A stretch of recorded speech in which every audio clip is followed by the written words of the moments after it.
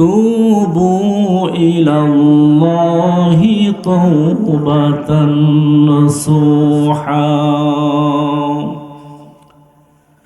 তওবা মানে ব্যাক করা, তওবা মানে কি করা? ফিরে আসা, গুনাহ থেকে ফিরে আসা, বিভিন্ন ধরনের অপরাধ থেকে ফিরে আসা। আল্লাহ রাব্বুল আলামিন বলেন, আমি সবচাইতে পছন্দ করি তওবাকারীকে, যারা অপরাধ করার সাথে সাথে আমার কাছে তওবা করে, আমার কাছে আত্মসমর্পণ করে, আমার কাছে সারেন্ডার করে, আর বলে আয় আল্লাহ তাআলা আমি বুঝতে পারি নাই, শয়তানের ফেরেবে পড়ে, নফসের তাড়নায় পড়ে আমি অন্যায় করে ফেলেছি, অপরাধ করে ফেলেছি। আমার বান্দা যখন বলে রব্বানা যালামনা আনফুসানা ওয়া ইল্লাম তাগফির লানা ওয়া তারহামনা লানাকুনান্না মিনাল খাসিরিন, আয় আল্লাহ তাআলা আমি আমার নফসের উপরে জুলুম করেছি, অত্যাচার করেছি, অবিচার করেছি, তুমি যদি মাফ না করো, তুমি যদি ক্ষমা না করো, তাহলে আমি অত্যাচারীদের অন্তর্ভুক্ত হয়ে যাব। আল্লাহ রাব্বুল আলামিন বলেন, ও আমার বান্দারা, তোমরা যখন তওবা করো, তওবায়ে নসুহা,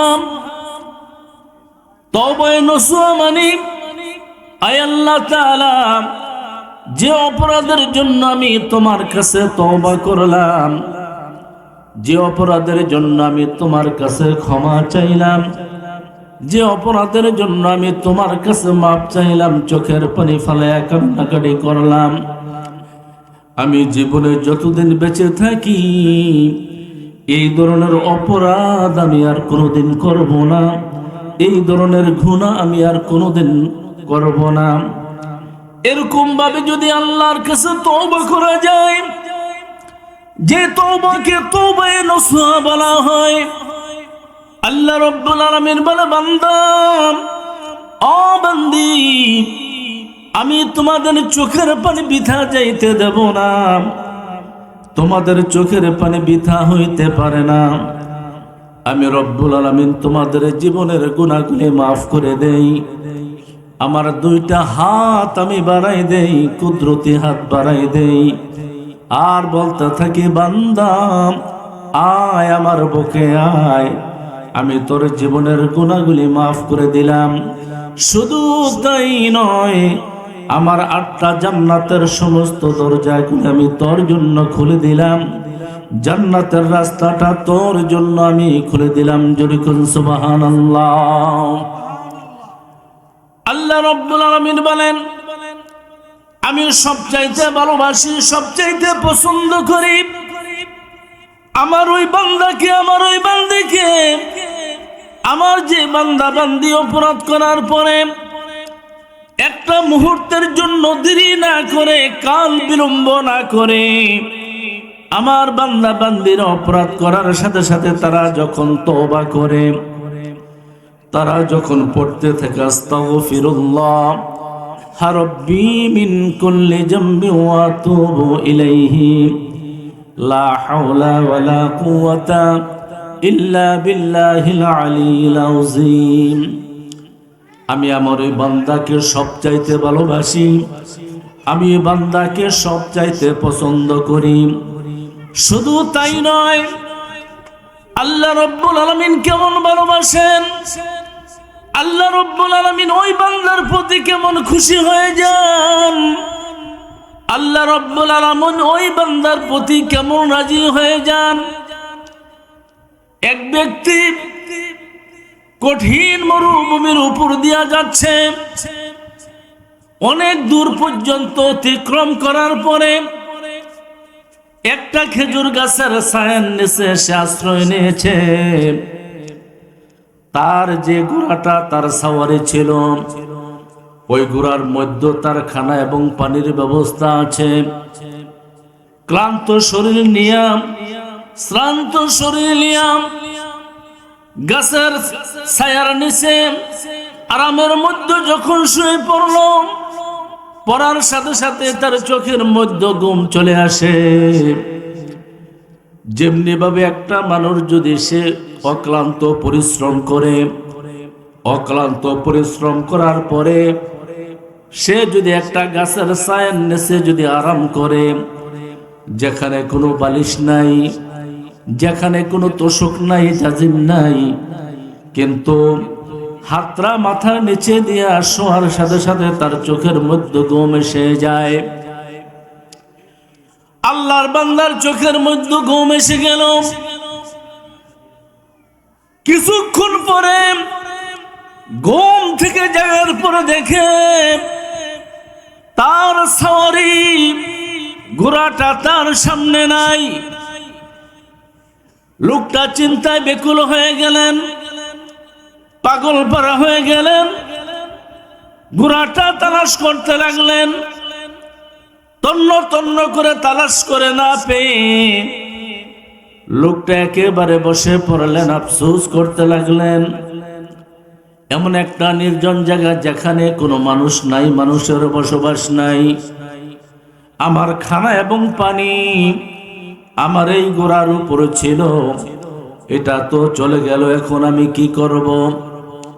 মনের ভিতরে পেরেশানি নিয়া, মনের ভিতরে দুঃখ নিয়া, কষ্ট নিয়া আবার যখন শুয়ে পড়লাম, শুয়ে পড়ার পরে যখন ঘুমিয়ে গেল, ঘুম থেকে জাগার পরে ওই লোকটা দেখে তার হারানো জন্তুটা তার সামনে দাঁড়িয়ে আছে। জন্তুটাকে দেখে সে যতটুকু খুশি হয়েছে, আল্লাহ রব্বুল আলামিন বলে, আমার বান্দার, আমার বান্দির অপরাধ করার পরে, গুনাহ করার পরে যখন তারা তওবা করে, আমি আমার বান্দার প্রতি এর চাইতে বেশি খুশি হয়ে যাই। জোরে কোন সুবহানাল্লাহ। আমরা তওবা করতে চাই কি চাই না? জোরে বলেন, চাই কি চাই না? বাবারা আমার, তওবা করার নির্দিষ্ট কোনো সময় নাই, এমনটা না। তওবা করতে হলে আমাকে সময় বেছে নিতে হবে। তওবা করতে হলে সময়টা আমাকে ধার্য করতে হবে, এমনটা না। আপনি সারাদিন কাজকর্ম করছেন, পরিশ্রম করেছেন, ব্যবসা বিজনেস করেছেন, সারাদিন মাঠে কাজকর্ম করেছেন, রাত্রে যখন আপনার বিছানার মধ্যে চলে গেলেন, যাওয়ার পরে কিছুক্ষণ সময়ের জন্য আপনি চিন্তা করবেন সারাটা দিন আপনি যে কাজকর্ম করেছেন, আপনি ব্যবসা বিজনেস করেছেন, যা কিছু আপনি করেছেন, আপনার দ্বারা কয়টা ভালো কাজ হয়েছে, কয়টা নেকের কাজ হয়েছে, আর কয়টা গুনার কাজ হয়েছে। এখন যদি আপনি দেখেন আপনার দ্বারা বেশি বেশি নেকের কাজ হয়েছে, আপনি আল্লাহর শুকরিয়া আদায় করবেন। আর যদি দেখেন আপনার দ্বারা গুনার কাজ বেশি হয়েছে, কাল বিলম্ব না করে ওযু করে 2 রাকাত নামাজ পড়ে 2টা হাত তুলে আল্লাহর কাছে বলবেন, আল্লাহ আমি অন্যায় করে ফেলেছি, অপরাধ করে ফেলেছি, আমার দ্বারা এই গুনাহ হয়েছে, অপরাধটুকু আমার দ্বারা হয়েছে। আয় আল্লাহ তাআলা, তুমি ছাড়া আমার সাহায্যকারী আর কেহ নাই, তুমি ছাড়া আপনার কেহ নাই। মেহেরবানি করে আমার গুনাহগুলি ক্ষমা করে দাও, আমাকে তোমার মাহবুব বান্দার অন্তর্ভুক্ত করে দাও। জোরে কোন সুবহানাল্লাহ। আমাকে তোমার মাহবুব বান্দার অন্তর্ভুক্ত করে দাও। আল্লাহ রব্বুল আলামিন আপনার প্রতি খুশি হয়ে যাবেন, আল্লাহ রব্বুল আলামিন আপনার প্রতি রাজি হয়ে যাবেন। বাবারা আমার, বর্তমান যুগে আমরা শুধু গুনাহ করি, শুধু গুনাহ করি, কিন্তু আমরা তওবা করি না। গুনাহ কইরা আমরা যে মজা পাই, মজা পাওয়ার পিছনে কারণটা হচ্ছে প্রত্যেকটা মানুষের বাম স্তনের 2 আঙ্গুলি নিচে একটা গোস্তের টুকরা আছে, এটাকে লতিফায়ে কলব বলা হয়। যখন কোনো মানুষ অপরাধ করে ওই গোস্তের টুকরাটা একেবারে স্বচ্ছ পরিষ্কার, ওই গোস্তের টুকরাটার উপরে একটা দাগ পড়ে যায়। যখন মানুষ তওবা করে আল্লাহর কাছে কান্নাকাটি করে গোস্তের টুকরাটা পরিষ্কার হয়ে যায়। আর যদি আল্লাহর কাছে তওবা না করে ক্রমান্বয়ে শুধু গুনাহ করতে থাকে এই গোস্তের টুকরাটা আস্তে আস্তে করে কালো হয়ে যায়, অন্ধকার হয়ে যায়।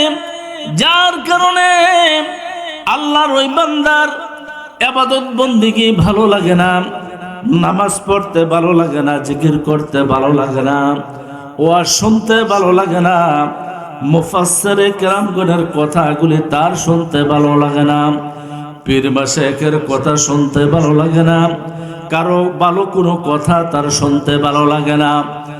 একমাত্র কারণ হচ্ছে তার কলবটা নষ্ট হয়ে গেছে। আপনার শরীরে যদি 103 বা 4 ডিগ্রি জ্বর থাকে, আপনাকে যদি ইসলামিয়ার ভালো ভালো মিষ্টি দেওয়া হয়, দই দেওয়া হয়, কুমিল্লার মাতৃভান্ডারের যদি রসমালাই দেওয়া হয়, অস্ট্রেলিয়ান যদি আপেল দেওয়া হয়, পাকিস্তানি আঙ্গুর যদি দেওয়া হয়, সৌদি আরবের যদি আজওয়া খেজুর আপনাকে দেওয়া হয়, যেমনি ভাবে খেজুর আপনার কাছে ভালো লাগবে না, ইসলামিয়ার মিষ্টি আপনার কাছে ভালো লাগবে না, মাতৃভান্ডারের রসমালাই আপনার কাছে ভালো লাগবে না, দুনিয়ার কোনো ভালো জিনিস আপনার কাছে ভালো লাগবে না। কেন না?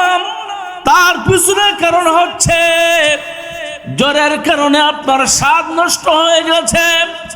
আপনার যে থার্মোমিটার জিহ্বা, আপনার যে জিহ্বা দ্বারা আপনার স্বাদ অনুভব করেন, সেটা আপনার নষ্ট হয়ে গেছে। ভালো জিনিসগুলি যেমনি ভাবে আপনার কাছে ভালো লাগে না, তদ্রূপ গুনাহ করতে করতে আমাদের কলবটা যখন নষ্ট হয়ে গেছে, নষ্ট হয়ে যাওয়ার পিছনে আজকে ওয়াজ আমাদের কাছে টেস্ট লাগে না, ওয়াজ আমাদের কাছে ভালো লাগে না, জিকির আমাদের কাছে ভালো লাগে না। বাবারা আমার, এই কলবটাকে যদি পরিষ্কার করতে হয়, দুনিয়ার বিভিন্ন জিনিস, লোহা পরিষ্কার করার জন্য মেডিসিন আছে, লোহা পরিষ্কার করার যেমনি ভাবে ব্যবস্থা আছে, কাপড় চোপড় পরিষ্কার করার যেমনি ভাবে ব্যবস্থা আছে, দুনিয়ার সমস্ত যন্ত্রপাতি পরিষ্কার করার যেমনি ভাবে ব্যবস্থা আছে, তদ্রূপ কলব পরিষ্কার করার তেমন একটা ব্যবস্থা আছে। কলব পরিষ্কার করার ব্যবস্থা হচ্ছে নফিয়াস পাতের জিকির। আপনি যখন মাগরিব নামাজের পরে, ফজর নামাজের পরে, এশার নামাজের পরে আপনি যখন লা ইলাহা ইল্লাল্লাহর জিকির যখন আপনার কলবের মধ্যে ধাক্কা মারবেন, ধাক্কা মারতে দেরি হবে আর আপনার কলবটা পরিষ্কার হইতে দেরি হবে না। জোরে কোন সুবহানাল্লাহ, আর জোরে বলেন সুবহানাল্লাহ। বলতেছিলাম বাবারা আমার, যার কারণে আজকে ইবাদত বন্দেগী আমাদের কাছে ভালো লাগে না। বাবারা আমার, আমরা গুনাহ করতে ভালোবাসি কিন্তু তওবা করতে ভালোবাসি না। এক শ্রেণীর লোক আছে, ওই লোকটা জীবনের শেষ মুহূর্তে এমন অবস্থায় তওবা করে, আল্লাহ রাব্বুল আলামিন বলে, বান্দারে আমি তোমাকে যৌবন দিয়েছিলাম, শক্তি দিয়েছিলাম, ওই অবস্থায় তুমি তওবা করো নাই, এখন তোমার আর সামনে কোনো রাস্তা নাই, তুমি বিপদ পড়ে মুসিবতের মধ্যে পড়ে এখন এসেছো তুমি তওবা করার জন্য। ও বান্দা, ও আমার বান্দি, এখন তুমি তওবা করতে পারবা। এখন তোমার তওবা আমি আল্লাহ কবুল করব না, এখন তোমার তওবা আমি আল্লাহ মঞ্জুর করব না। আল্লাহ রাব্বুল আলামিন বলে, বান্দারে লা তাকনাতু মির রাহমাতিল্লাহ, ইন্নাল্লাহা ইয়াগফিরুয যুনুবা জামিআ, ইন্নাহু হুয়াল গফুরুর রহিম। ও বান্দা, আমার রহমতের চাইতে তোমাদের গুনাহ তত বড় না, আমার রহমতের চাইতে তোমাদের অপরাধ তত বড় না। রে বান্দা, আমার রহমত সবচাইতে বড়। ও বান্দা, গুনাহ করেছো কিন্তু আমার রহমত থেকে দূরে সরে যাইও না। আমার আবুলাই সমরকন্দি রহমাতুল্লাহ আলাইহি ওনার কিতাব তানবীহুল গাফিলিনের মধ্যে উনি কত সুন্দরভাবে উল্লেখ করেছেন, আল্লাহর একজন বান্দা এমন অন্যায় করেছে, অপরাধ করেছে, অপরাধ করার পরে অপরাধবোধ যখন তার অন্তরের মধ্যে জেগে উঠেছে, আল্লাহ রাসূলের দরবারে যায় বলে, ইয়া রাসূলুল্লাহ, ইয়া হাবিবাল্লাহ, আমি অন্যায় করে ফেলেছি, অপরাধ করে ফেলেছি। আল্লাহর নবী গো, আমার তওবা কি আল্লাহ রাব্বুল আলামিন কবুল করবে? আল্লাহর হাবিব জানতে চাইলেন, কি অপরাধ তুমি করেছো?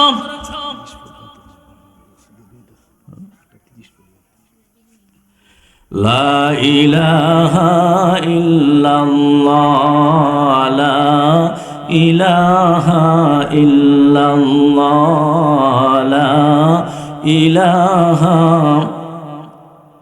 হাসবি রব্বি জাল্লাল্লাহ, মাফি কলবি গায়রুল্লাহ, নূর মুহাম্মদ সাল্লাল্লাহ, লা ইলাহা ইল্লাল্লাহ, লা ইলাহা ইল্লাল্লাহ, লা ইলাহা ইল্লাল্লাহ মুহাম্মাদুর রাসূলুল্লাহ সাল্লাল্লাহু আলাইহি ওয়াসাল্লাম।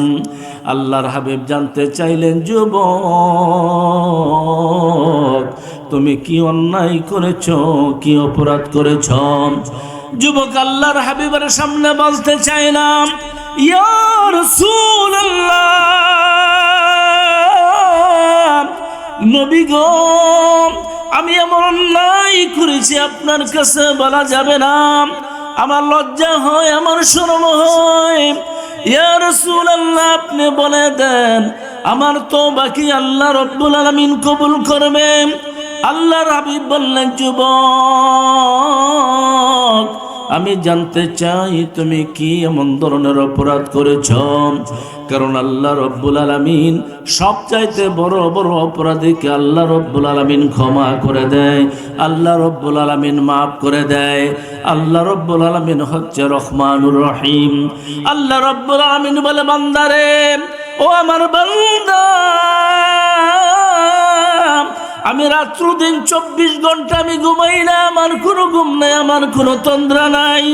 ও বান্দা, গভীর রজনীতে ওই আটলান্টিক মহাসাগর দিয়া, প্রশান্ত মহাসাগর দিয়া, আরব সাগর দিয়া, বঙ্গোপসাগর দিয়া আমার বান্দারা যখন স্টিমার যুগে যায়, তখন যদি পানির মধ্যে জলোচ্ছ্বাস আরম্ভ হয়ে যায়, তুফান আরম্ভ হয়ে যায়, আমার বান্দারা যদি আমাকে ডাক দেয়, আল্লাহ আমাদেরকে রক্ষা করো, আমি আল্লাহ যদি ঘুমাই যাই, আমার বান্দা বান্দীদেরকে কে রক্ষা করবে?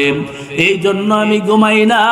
ও বান্দা, আমি অপেক্ষা করতে থাকি, আমি অপেক্ষা করতে থাকি রে।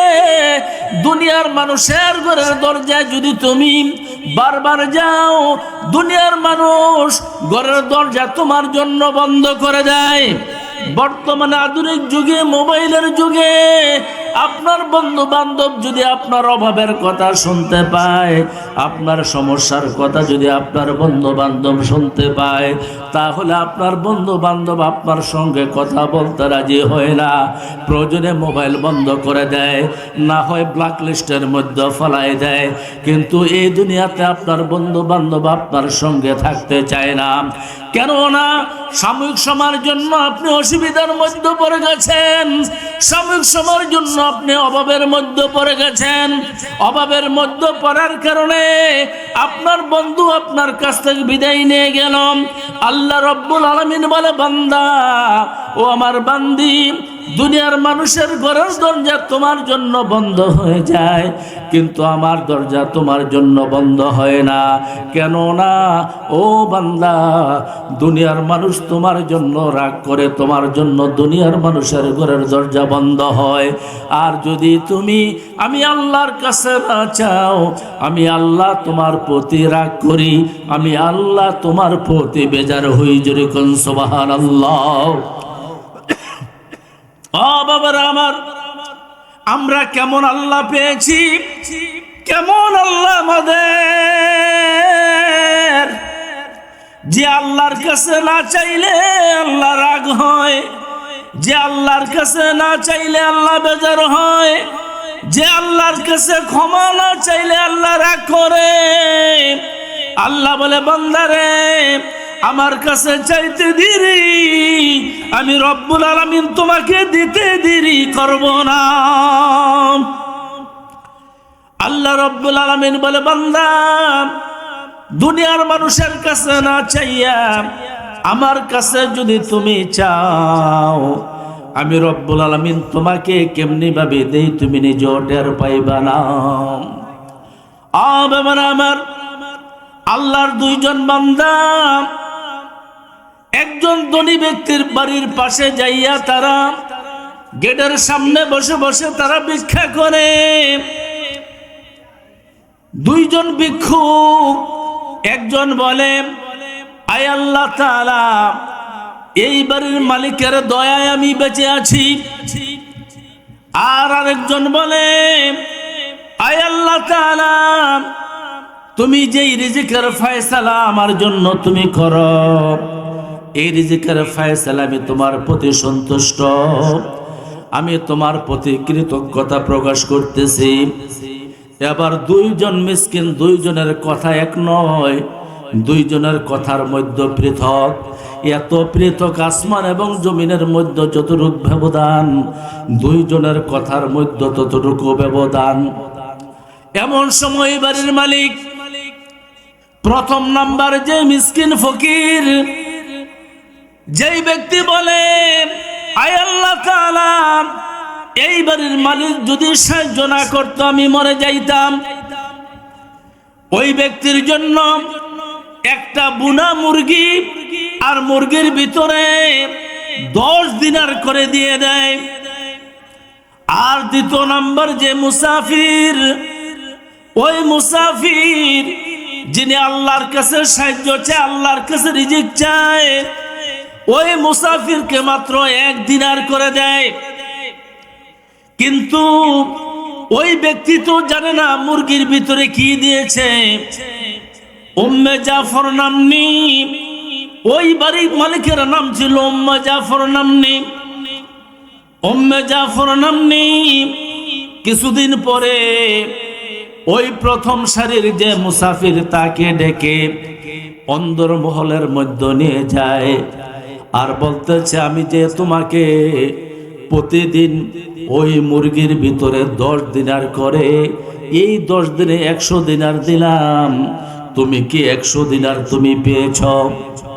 এবার মুসাফির বলে, না না না, আমি তো আমার পাশের মুসাফিরের কাছে 1 দিনারের বিনিময়ে আমি ওই মুরগি তার কাছে বিক্রি করে দেই। উম্মে জাফর নামনি বলতেছে, ও কুবল পরা, ও কুবল পরা আল্লাহর বান্দা, যে আল্লাহর কাছে সাহায্য চায় আল্লাহ রব্বুল আলামিন তাকে লাভবান করে, আর যে বান্দার কাছে সাহায্য চায় আল্লাহ রব্বুল আলামিন তাকে দুনিয়ার মধ্যে বেজ্জতি করে, বিপদগ্রস্ত করে, তাকে দুনিয়ার মধ্যে বিপদের মধ্যে ফেলে দেয়। কারণ দেখো, প্রথম নাম্বার যে ব্যক্তি তুমি প্রতিদিন এই কথা বলেছ যে উম্মে জাফর নামনি এবারের মালিক যদি আমাকে কিছু না দিত তাহলে আমি খেয়ে পরে বাঁচতাম না। আর দ্বিতীয় নাম্বার মুসাফির, সে আল্লাহর কাছে সাহায্য চেয়েছে, যে আল্লাহর পক্ষ থেকে সাহায্য আসে, আল্লাহর পক্ষ থেকে সাহায্য আসে। আল্লাহ যদি সাহায্য না করেন, আল্লাহ রাব্বুল আলামিন তার বান্দাকে বলে দেন, ও বান্দা, এমুক জায়গায় আমার একজন বান্দা আছে, সে অভাবগ্রস্ত আছে, যাও যাও তুমি যাইয়া তাকে সহযোগিতা করো, তাকে সাহায্য করো। তুমি যদি জান্নাত পাইতে চাও, তুমি যদি আমাকে পাইতে চাও, তাহলে আমার বান্দার কাছে তুমি চলে যাও। জোরে করুন সুবহানাল্লাহ। বাবারা আমার, আল্লাহর বান্দাকে আল্লাহ কিভাবে সাহায্য করে? ইব্রাহিম বিন আদহাম উনি বলেন, আমি হজ করতে যাওয়ার জন্য যখন রওনা দিলাম, এমন সময় দেখলাম একটা কাক একজন মানুষের মাথা থেকে, রুটি বিক্রেতার মাথা থেকে 2টা রুটি মুখে করে নিয়ে জঙ্গলের দিকে যখন চলে গেল, আমি আস্তে আস্তে করে কাকের পেছনে যখন আমি দাওয়া করলাম, দাওয়া করে আমি যখন যাইতেছিলাম, যাওয়ার পর দেখলাম ওই পাহাড়ের ভিতরে একটা গুহা দেখা যায়। ওই গুহার ভিতরে আল্লাহর একজন বান্দা, যে আল্লাহর বান্দার হাত পাও বাঁধা, ওই কাকটা আল্লাহর বান্দার মুখের ভিতরে পা দ্বারা, ঠোঁট দ্বারা রুটিগুলি সিরা সিরা তার মুখের মধ্যে দিতেছে। আমি আশ্চর্য হয়ে গেলাম, আমি পেরেশান হয়ে গেলাম। আমি আল্লাহর শুকরিয়া আদায় করলাম। আমি 2 রাকাত নামাজ পড়ে আল্লাহর শুকরিয়া আদায় করলাম, আর বললাম, আল্লাহ তাআলা, তুমি ইচ্ছা করলে পাখির সাহায্যে, পশুর সাহায্যে তোমার বান্দা বান্দির রিজিকের ফয়সালা তুমি করতে পারো। কিছুক্ষণ পরে আমি ওইখানে গেলাম। যাওয়ার পরে কাকটা যখন চলে গেল, আমি লোকটাকে বললাম, আপনার এরকম অবস্থা কেন? লোকটা চোখের পানি ছেড়ে দিয়ে বলল, আল্লাহর বান্দা, আজকে 5-6 দিন হয়ে গেল আমি এই রাস্তায় যাচ্ছিলাম। আমি একজন ব্যবসায়ী, ডাকাতের দল আমার কাছ থেকে সব ছিনিয়ে নিয়ে গেল, ডাকাতি করে আমার কাছ থেকে সব লুট করে নিয়ে গেল। কিন্তু যাওয়ার পথে তারা আমার হাত পাগুলি বেঁধে এখানে রেখে গেল। এমন একটা নির্জন জায়গা যেখানে কোনো মানুষ যায় না, মানুষ তারা। কিন্তু আমি আল্লাহর কাছে সাহায্য চাইলাম, আমি আল্লাহর কাছে তাওয়াক্কুল করলাম, তাওয়াক্কালতু আলাল্লাহ। আল্লাহর কাছে সাহায্য চাওয়ার কারণে আল্লাহ রাব্বুল আলামিন এই কাকের মাধ্যমে রুটি বিক্রেতার মাথা থেকে রুটি আইনা কাক প্রতিনিয়ত আমার খানার ব্যবস্থা করে দেয়।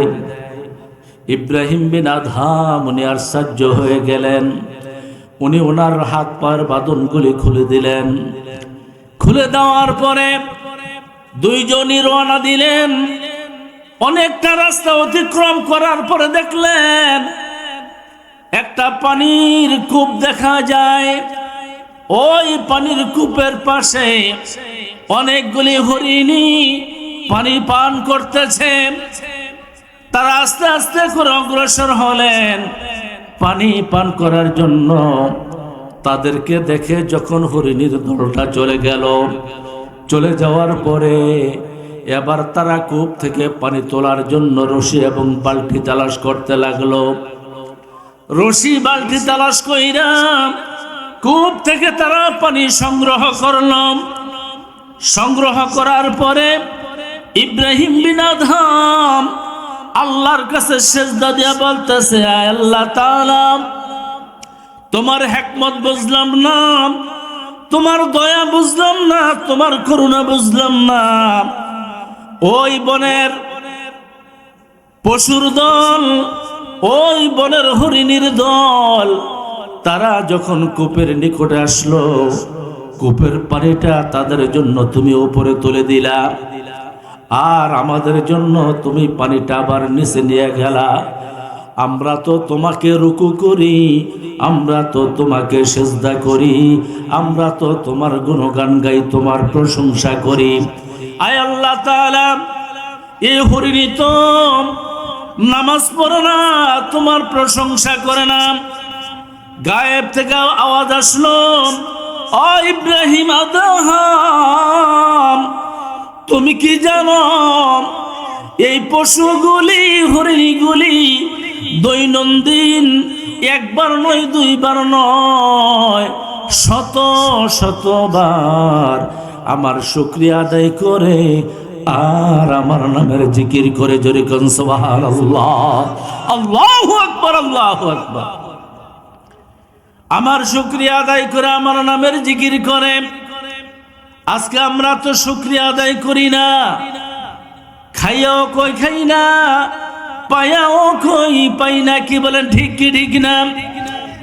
বাবারা আমার, আল্লাহ রাব্বুল আলামিন যথেষ্ট পরিমাণে দিয়েছে, এরপরে আল্লাহর শুকরিয়া আদায় করি না। আল্লাহ রাব্বুল আলামিন বলেন, লা ইন শাকারতুম লাযিদান্নাকুম ওয়া লা ইন কাফারতুম ইন্না আযাবি লাশাদীদ।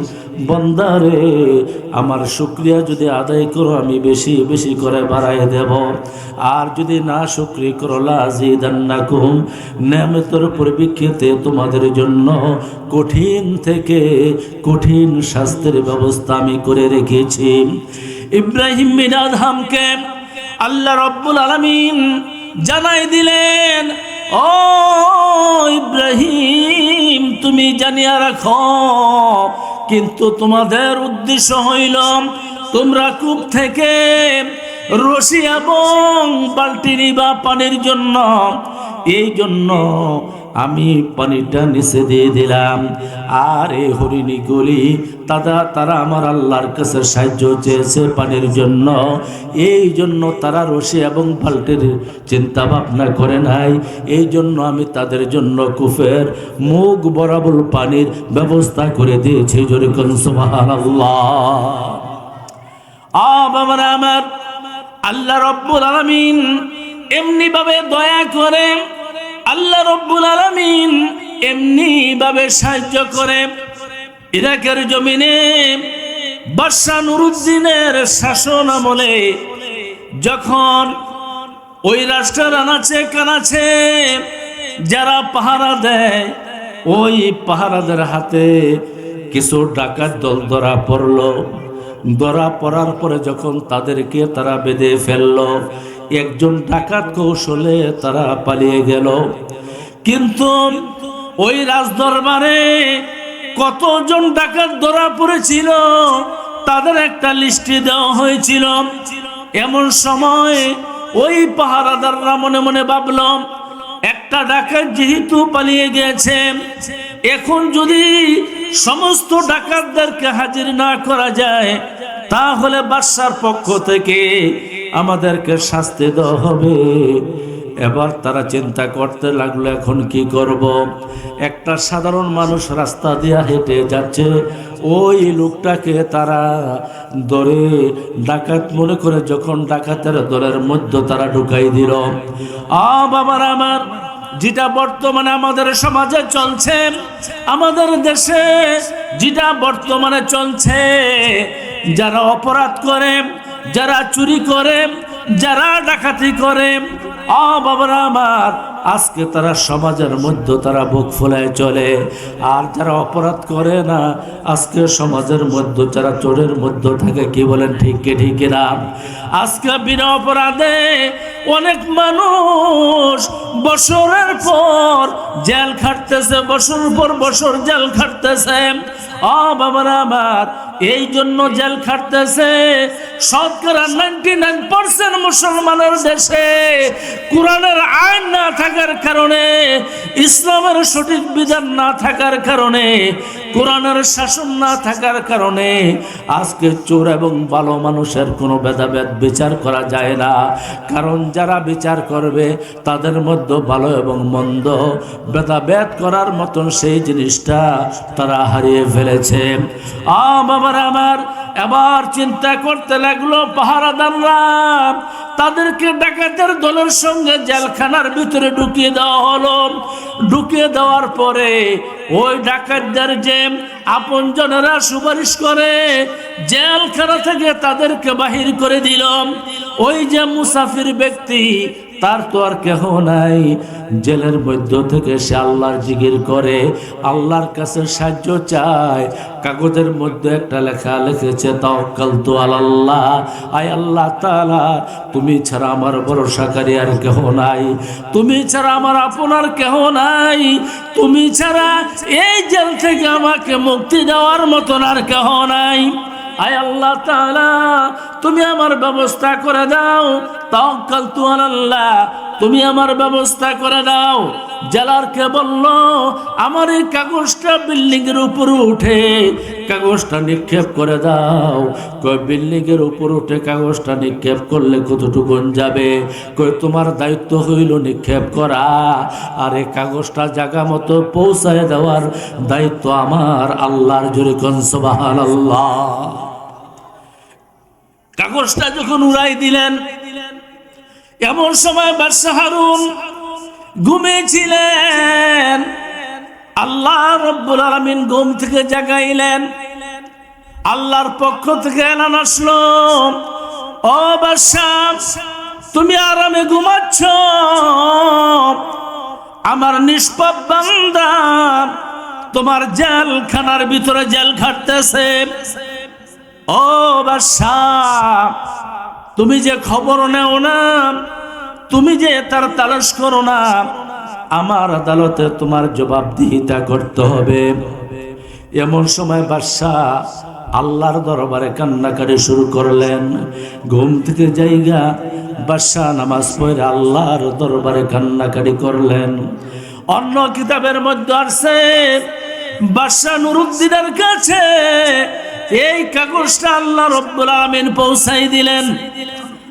বাবারা আমার, বাদশার কাল বিলম্ব না করে বাদশা জেলখানার মধ্যে চলে গেলেন।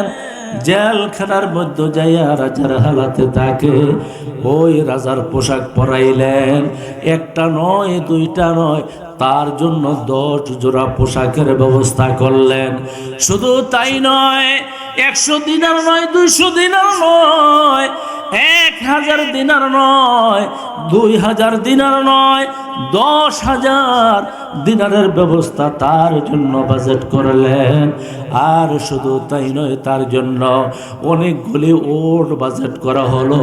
তাকে রাজার হালাতে সম্ভাবনা দিয়া তাকে স্বাগতম জানাইয়া জেলখানার ভিতর থেকে বাহির হওয়ার পরে বলতে লাগলো, আল্লাহর বান্দা, ও আল্লাহর বান্দা, আমি তোমার কাছে ক্ষমা চাই, আর ওই আল্লাহর কাছে আমি ক্ষমা চাই। আমি কেন এতদিন তোমার খবর নিলাম না? আমি কেন এতদিন তোমার ব্যাপার আমি কেন চিন্তা করলাম না? আমি কেন জাস্টিফাই করলাম না? আমি কেন যাচাই করলাম না? এই জন্য হাসরের ময়দানে আমাকে বিচারের কাঠ গড়াই তুমি দাঁড়া করাইও না। ও আল্লাহর বান্দা, আমার বিরুদ্ধে তুমি হাসরের ময়দানে আল্লাহর আদালতে ওই দিন তুমি মামলা দিও না। আমার আল্লাহ রাব্বুল আলামিন বলে, বান্দা, আমার উপরে যদি তুমি ভরসা করো, আমার উপরে যদি তুমি তাওয়াক্কুল করো, আমি রব্বুল আলামিন তোমার রিজিকের ফয়সালা করে দেব।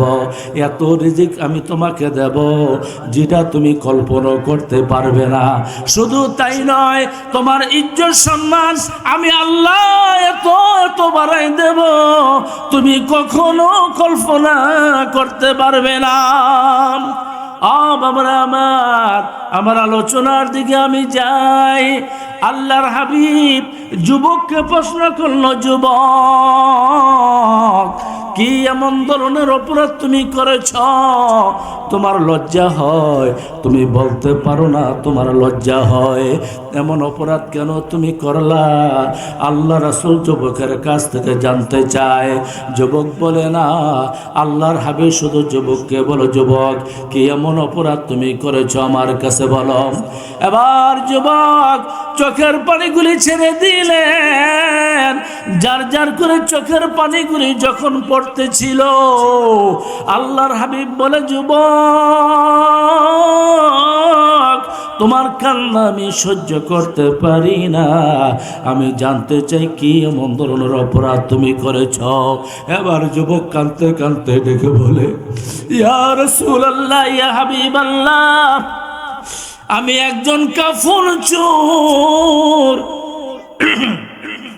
আজকে 7 বছর যাবত আমি কাফন চুরি করি। এ কাফন চুরি করে আমি বাজারে বিক্রি করি। বিক্রি কইরা আমার সংসার আমি চালাই। আমার স্ত্রী, আমার বাচ্চাদেরকে নিয়ে আমি সংসার চালাই। আমি রিজিকের ফয়সালা করি। ইয়া রাসূলুল্লাহ, ইয়া হাবিবাল্লাহ, আল্লাহর নবী গো, এত অপরাধ করার পর আমি কোনোদিন চিন্তা করি নাই যে আমি বিশাল বড় একটা অপরাধ করতেছি।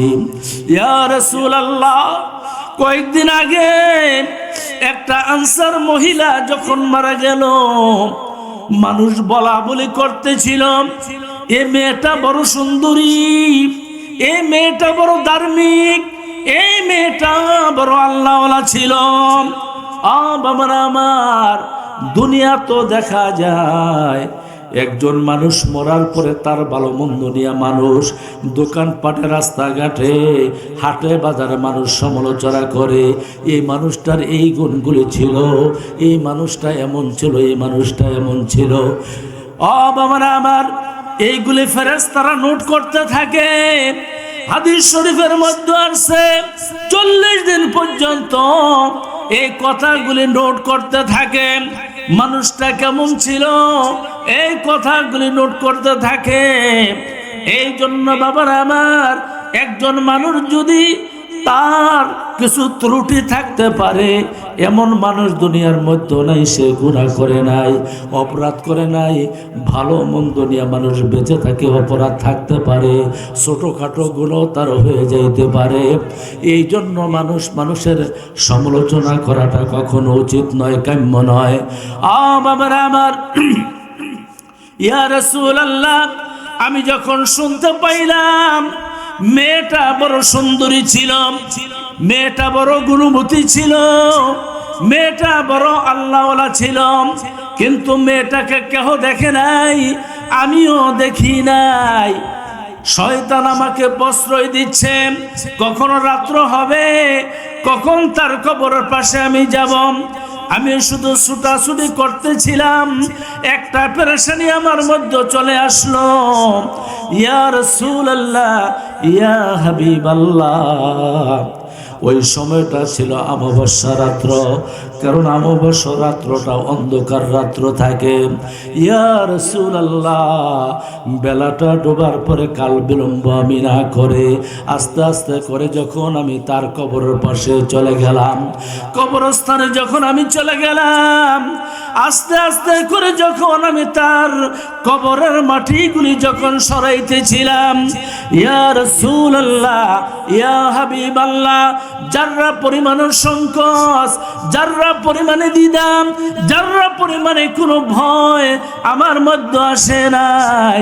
ইয়া রাসূলুল্লাহ, ইয়া হাবিবাল্লাহ, আমি যখন তার পরন থেকে কাফনগুলি যখন খুলতেছিলাম, কাফনগুলি খুলে যখন তাকে এক নজর দেখে চলে আসতেছিলাম, শয়তান আমাকে প্রবঞ্চনা দিতেছিল, এত সুন্দরী মেয়ে জীবনে কোনোদিন দেখো নাই, এত সুন্দরী মেয়ে জীবনে কোনোদিন পাইবা না।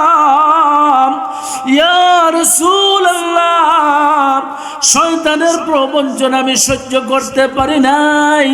ইয়া রাসূলুল্লাহ, ইয়া হাবিবাল্লাহ, আমি কবরের মধ্যে মেয়েটার উপরে ঝাঁপিয়ে পড়লাম, আমি তার সঙ্গে জিনা করলাম, আমি অপরাধ কইরা যখন কবর থেকে আমি আসতেছিলাম, এমন সময় আমি শুনতেছি মেয়েটা আমাকে ডাইকা বলতেছে, ও নাফরমান, ও নালায়েক, ও নালায়েক, তুই কি করলি রে?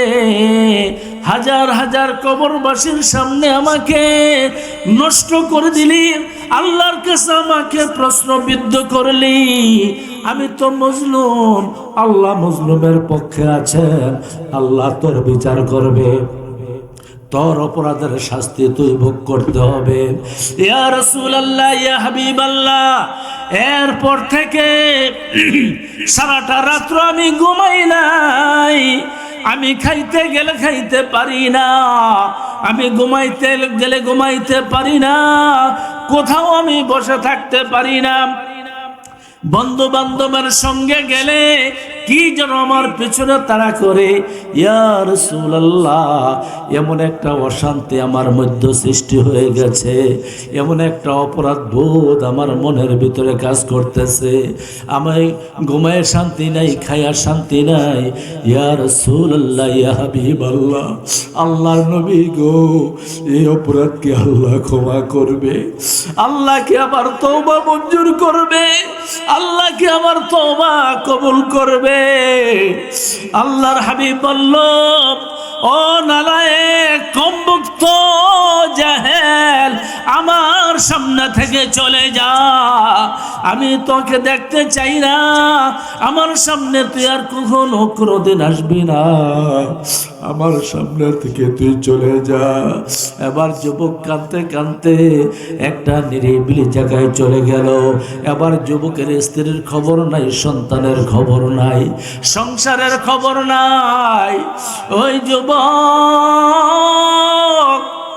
ওই পাহাড়ের উঁচায় যাইয়া গভীর জঙ্গলের ভিতরে সেজদা দিয়া কান্দে আর বলে, আল্লাহ তুমি বলেছ লা তাকনাতু মির রাহমাতিল্লাহ, আয় আল্লাহ তাআলা, আমার গুনাহ কি তোমার রহমতের চাইতে বেশি হলো নাকি? যদি বেশি হয়ে থাকে আল্লাহ, তুমি ওই আসমান থেকে এমন ধরনের একটা আগুন নিক্ষেপ করো যে আগুন দিয়া পইরা সারখার করে দাও, দুনিয়ার মানুষদেরকে তুমি জানায় দাও। আয় আল্লাহ তাআলা, না হয় তুমি আমার অপরাধ ক্ষমা করো, আমার তওবা তুমি মঞ্জুর করো, তওবা কবুল করো। এই যুবকটা একদিন নয়, 2 দিন নয়, 1 সপ্তাহ নয়, 2 সপ্তাহ নয়, রাত্র দিন 24 ঘন্টা যুবকটা ঘুমায় না, সিজদা দিয়ে শুধু আল্লাহর কাছে কান্নাকাটি করে, আল্লাহর কাছে মাপ চায়, ক্ষমা চায়, আল্লাহর কাছে সাহায্য চায়। ও মুহাম্মদের আল্লাহ, ও ইব্রাহিমের আল্লাহ, যদি তুমি ক্ষমা না করো আমাকে ধ্বংস করে দাও, আমাকে আযাব দিয়ে ধ্বংস করে দাও। আর যদি ক্ষমা করো তাহলে তোমার বন্ধুকে তুমি জানায় দাও। 1 দিন নয়, 2 দিন নয়, 1 মাস নয়, 2 মাস নয়। বাবার আমার, আল্লাহ রব্বুল আলামিন বলে, বান্দা অপরাধ করার পরে তুমি যখন আমার কাছে সাহায্য চাইবা, সাহায্য চাওয়ার পরে অবশ্যই তোমার গুনাহ যদি মাফ হয়, তুমি বুঝতে পারবা, তোমার মনের ভিতরে একটা সাড়া দিবে, তোমার মনের ভিতরে একটা সাড়া দিবে, তোমার মনটা শান্তি লাগবে, তোমার অন্তরের ভিতরে প্রশান্তি লাগবে, তুমি বুঝতে পারবে। বাবার আমার, যুবকটা 40 দিন পর্যন্ত পাহাড়ের উপরে কাঁদতে কাঁদতে তার চোখের পানি দ্বারা গর্ত হয়ে গেছে, তার চোখের পানি পাখিরা খায়, প্রশান্তি লাভ করে। এমনি ভাবে 40 দিন পরে আল্লাহ রব্বুল আলামিন তার তওবা কবুল করেছে। শুধু তাই নয়, তার তওবা মঞ্জুর করেছে। আর আল্লাহর হাবিবকে জানাই দিলেন জিব্রাইলের মারফতে। জিব্রাইল আলাইহিস সালাম আল্লাহর হাবিবকে জানাই দিলেন, ইয়া রাসূলুল্লাহ, ইয়া হাবিবাল্লাহ, হায়াতের মালিক কে? কয় আল্লাহ। মৌতের মালিক কে? কয় আল্লাহ। রিজিকের মালিক কে? কয় আল্লাহ। ইয়া রাসূলুল্লাহ, ইয়া হাবিবাল্লাহ, কেহ যদি পাহাড় সমতল গুনাহ করে মাফ করার মালিককে কয় আল্লাহ, ইয়া রাসূলুল্লাহ, ইয়া হাবিবাল্লাহ, আল্লাহ রব্বুল আলামিন আল্লাহর এই যুবক বান্দাকে আল্লাহ ক্ষমা করে দিয়েছে, মাফ করে দিয়েছে, আল্লাহ তাকে ক্ষমা করে দিয়েছে, আপনিও তাকে ক্ষমা করে দেন। আল্লাহর হাবিব যুবককে ডেকে আনলো, যুবক তুমি কোনো চিন্তা করো না, চিন্তার কোনো কারণ নাই, আল্লাহ রব্বুল আলামিন তোমাকে ক্ষমা করে দিয়েছে। বাবার আমার শেষ কথা হলো, আমরা এমন আল্লাহর বান্দা, আমরা এমন নবীর উম্মত, এমন নবীর উম্মতের কারণে আল্লাহ রব্বুল আলামিন আমাদেরকে অনেক ছাড় দিয়েছেন, আল্লাহ রব্বুল আলামিন আমাদেরকে অনেক সুযোগ দিয়েছেন। এই জন্য সুযোগ পাইয়াম আমাদের মনে যা চায় আমরা তাই করব, এটা হবে না, হবে না। বাবারা আমার, আমি যা একটুকু পড়েছিলাম তওবা করতে হবে, এমন তওবা যে তওবার নাম হচ্ছে নসুহা, এমন কাছে আল্লাহর কাছে আত্মসমর্পণ করতে হবে। আল্লাহ, আমি যে অপরাধের জন্য তোমার কাছে তওবা করলাম, জীবনে যতদিন বেঁচে থাকি আমি এই গুনাহ কখনো করব না। এমন ভাবে যদি তওবা করতে পারেন, আল্লাহ রব্বুল আলামিন আপনার তওবা কবুল করবে, আপনার গুনাহ আল্লাহ রব্বুল আলামিন মাফ করবে। আর আল্লাহ রব্বুল আলামিন আখিরি জামানার নবীর খাতিরে আমরা এমন নবীর উম্মত হইলাম, এমন নবী আমরা পাইলাম, যেই নবীর উম্মতের এত মর্যাদা, যেই নবীর উম্মতের এত দাম, যেই নবীর উম্মতের এত শান, যেই নবীর উম্মতের এত মান। 1,24,000 পয়গম্বর, মতান্তরে 2,24,000 পয়গম্বর, সমস্ত পয়গম্বর উম্মতের মর্যাদা যদি একটা পাল্লার মধ্যে তোলা হয়, আর আখিরি জামানার নবীর একজন উম্মতে মুহাম্মাদের মর্যাদা একটা পাল্লার মধ্যে তুললে, আখিরি জামানার নবীর একজন উম্মতে মুহাম্মাদের মর্যাদা বেশি বেশি হয়ে যাবে। জোরে কোন সুবহানাল্লাহ। আমরা উম্মতে মুহাম্মাদে হইতে চাই কি চাই না? আর জোরে বলেন, আমরা উম্মতে মুহাম্মাদে হইতে চাই কি চাই না? বাবারা আমার,